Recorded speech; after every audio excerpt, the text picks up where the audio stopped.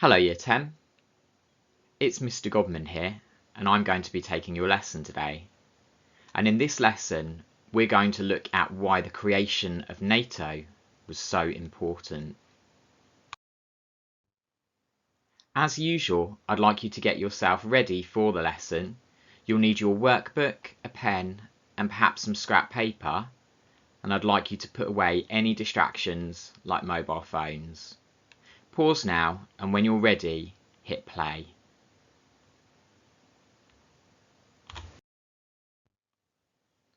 First, it's time for your do now.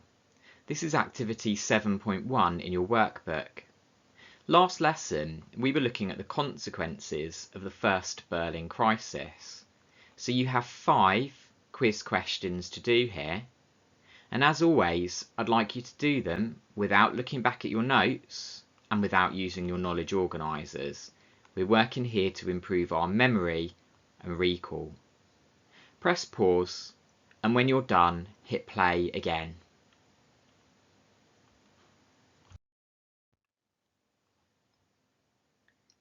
And here are the answers. Now, if you get one wrong, I'd like you to correct your work, preferably in a different colour pen. At the end, don't forget to total up your score and give yourself a mark out of 5. It's time now to pause and mark your answers. When you're done, hit play and we'll move forward.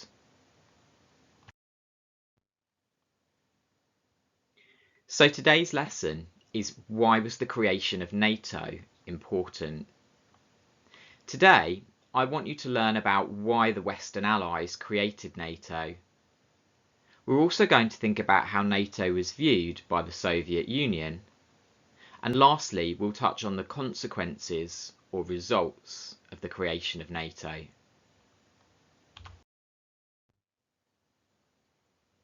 Next, I'd like you to update your knowledge organiser. Now, we're still working on theme 2, the development of the Cold War. There are 2 events on your timeline which you need to highlight.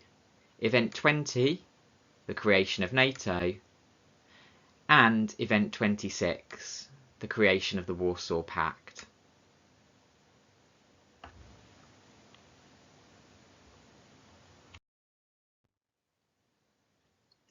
And now here's your starter. This is activity 7.2 in your workbook.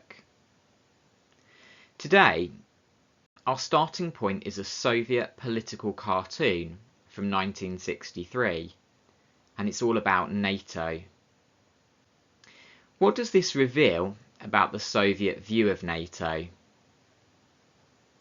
As usual, I'd like you to pause the video and look at the cartoon really carefully. You're going to need to pick out what you can see and then think about what that cartoon means. So pause now and have a really good think about this. And when you've written down your ideas, hit play and we'll move forward.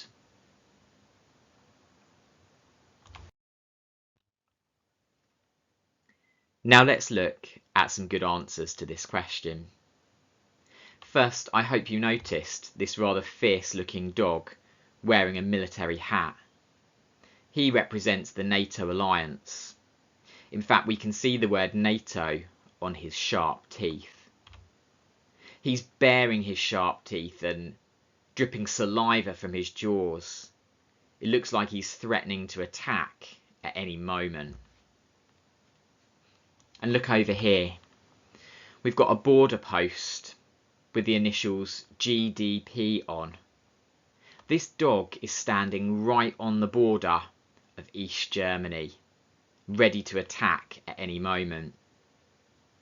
The cartoon seems to be suggesting that Soviet satellite states, like East Germany, were at risk of attack by NATO. And this cartoon makes a really good starting point for our lesson today. We're going to be touching on Soviet fears of NATO.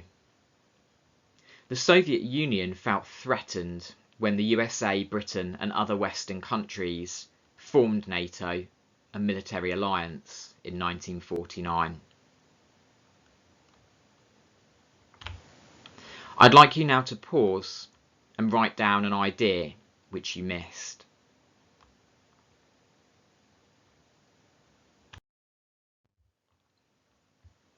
So here's the big picture, and we're looking at the development of the Cold War between 1947 and 1949. Today we're ready to look in a little more depth at the final event on our timeline, the creation of NATO. And now it's time to introduce some new knowledge. So as we've seen, by 1949, the Western Allies felt increasingly threatened by the Soviet Union.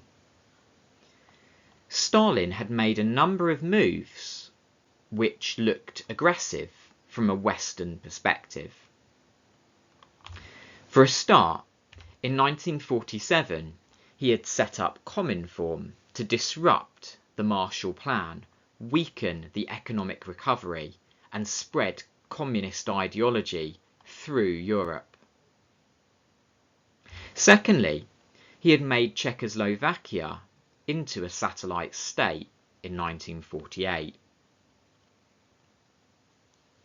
And then he had tried to force the Western Allies to leave their sectors of Berlin with a blockade, and this caused the first Berlin crisis. Now, these moves by Stalin encouraged a fear among Western countries of Soviet aggression, and increasingly Western European countries came to realise that they were unable to defend themselves against the Soviet Union alone. They needed the help and protection of the USA. And so, in April 1949, the USA, Britain, France, and 9 other Western countries came together to set up a formal military alliance called NATO. Now, in the photograph, you can see the leaders and foreign ministers of these countries signing the NATO treaty, which created this formal alliance. Hopefully, you recognise the man sat at the desk, President Truman. Now, there were really 2 goals these countries had by setting up a formal alliance. Firstly, they wanted to protect themselves from future Soviet aggression. And secondly, they wanted to show Stalin their determination to stand firm, and they hoped that this would deter any future Soviet aggression in Europe.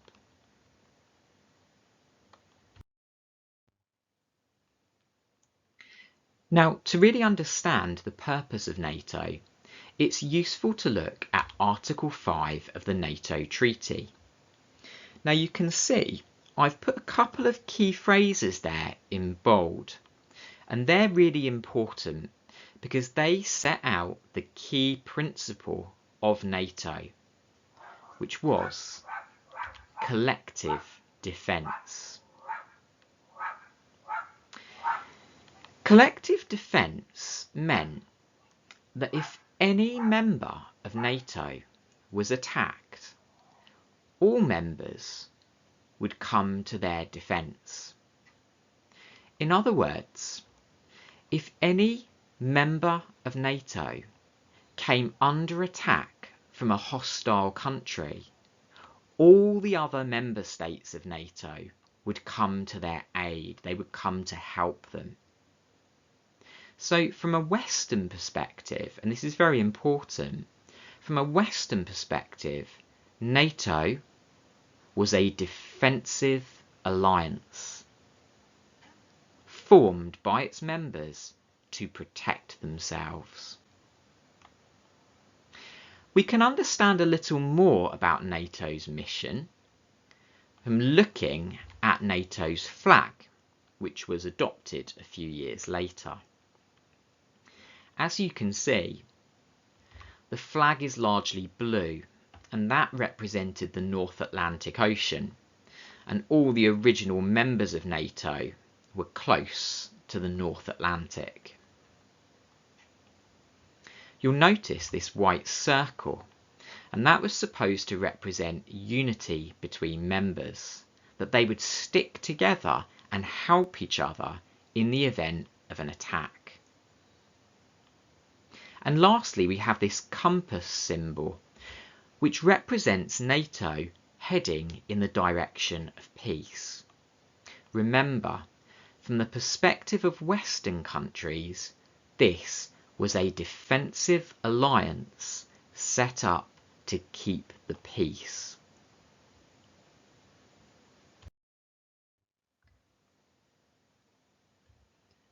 So which countries joined NATO?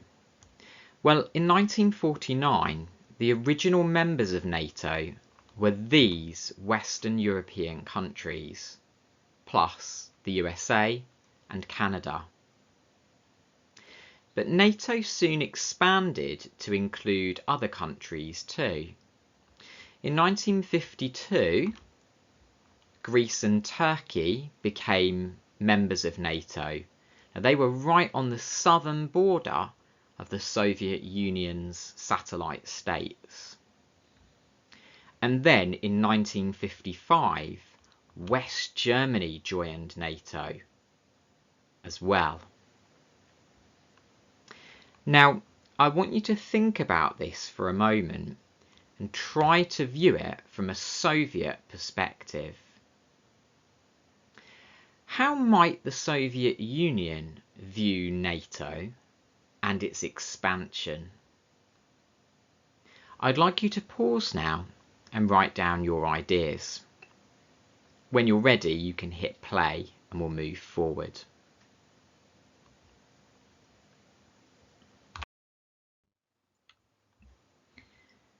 So here's a Soviet reply to the creation of NATO.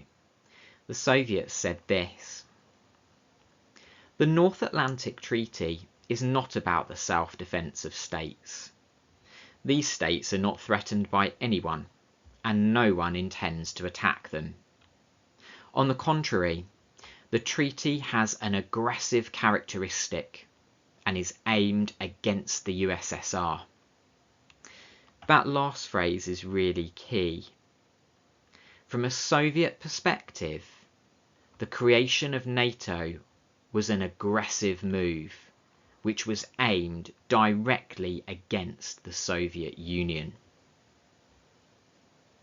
Now, the Soviets were particularly concerned in 1955, when West Germany joined NATO.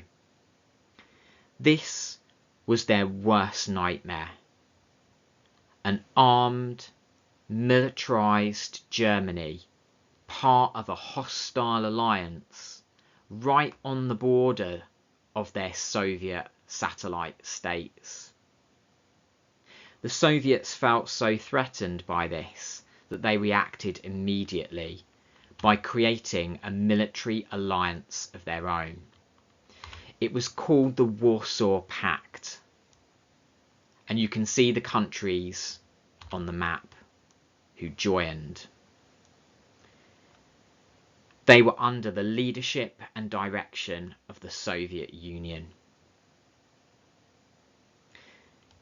Europe was now divided, not just politically, into Western capitalist countries under the leadership of the USA and Eastern communist countries under the leadership of the Soviet Union. Not just economically, between Western countries who received Marshall Aid and Eastern countries who were members of Comecon, but also militarily. Europe was now divided into two opposing military alliances. And for the next 35 years, these two alliances would face each other across the divide.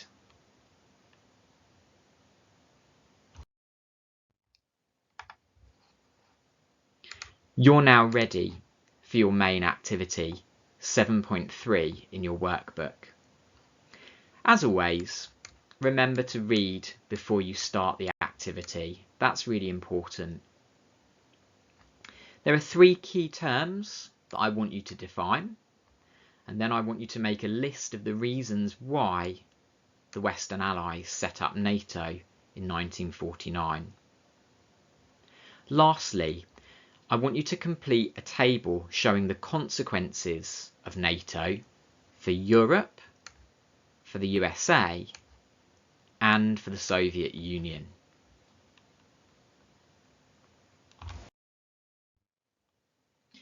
Well done in today's lesson. Now, if you'd like to take this further, you could research the Warsaw Pact for yourself. A good idea would be to make a timeline showing the key dates and events in its history from 1955 to 1991.